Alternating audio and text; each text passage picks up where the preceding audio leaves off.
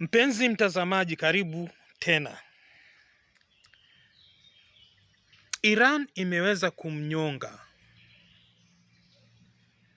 mtu mmoja, raia wake, kwa kuhusika na ukachero dhidi ya nchi hiyo, kupatiana habari kwa shirika ya Mossad, shirika ya Israel ya Mossad.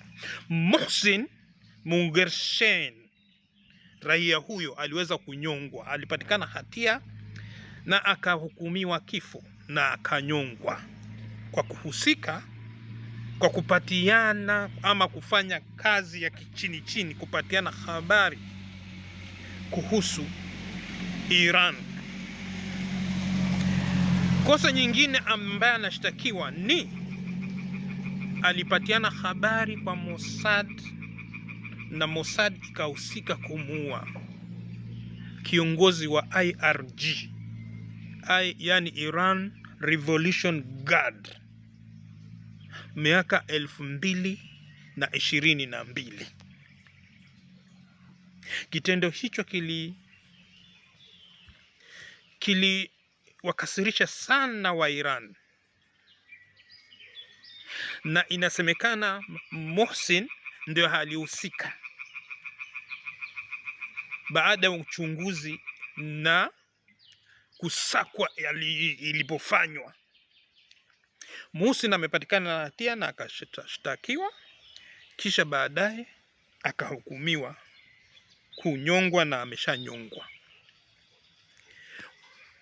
Serikali ya Iran imesema hiyo itakuwa ni funzo kwa Mossad na Israel kutumia raia wa Iran kuhujumu usalama wa nchi ya Iran.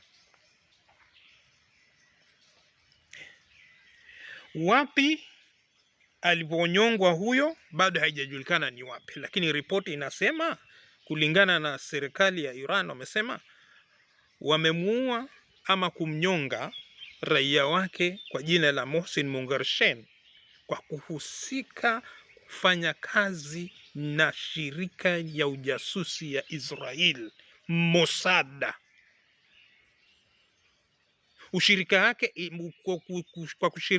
kwa kushiriki kwake iliwezesha Mossad kuchukua hatua na kumuua kiongozi wa RIG, Iran Revolutionary Guard, yani kamanda,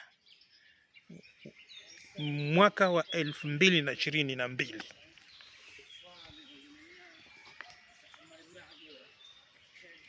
Mmenipata hapo?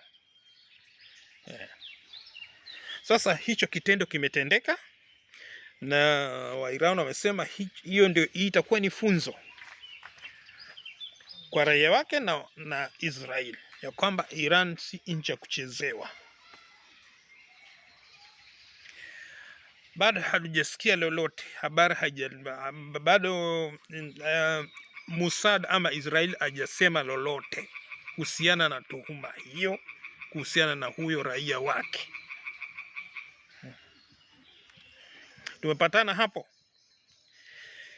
Bwaga komenti yako kuhusiana na hilo jambo. Je, waonaje?